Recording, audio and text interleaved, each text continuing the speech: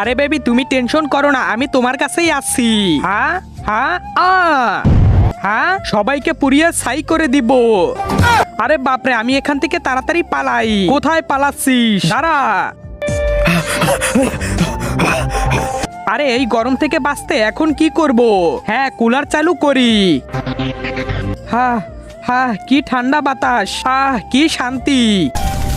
হ্যাঁ বাঁচাও বাঁচাও বাঁচাও। হ্যাঁ, পাখা চালিয়ে আরামে ঘুমাবো।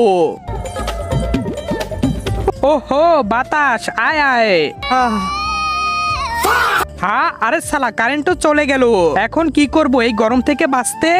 হ্যাঁ, হয়তো নদীতে গোসল করলে গরম দূর হবে। সূর্য, তুমি আমাকে পোড়াতে পারবে না। নদী থেকে বের হয়ে আয়। এবার তুই শেষ। হ্যাঁ, ওই মানুষ, তুমি আমার নদীতে কি করছো? তাড়াতাড়ি ভাগ এখান থেকে। আরে জলপরা ভাই, আমাকে নদী থেকে বের করে দিও না, না হলে সূর্যের আগুনে পুড়ে মরে যাব।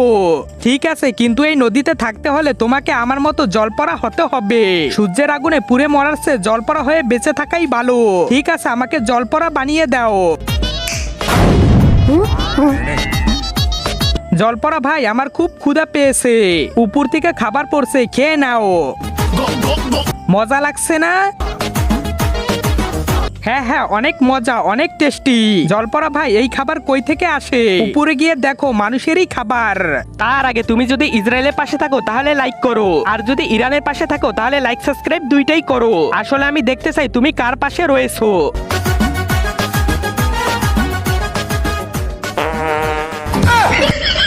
আরে শালা, তুই নদীতে হাঁকছিস আর আমি এসব খেলাম।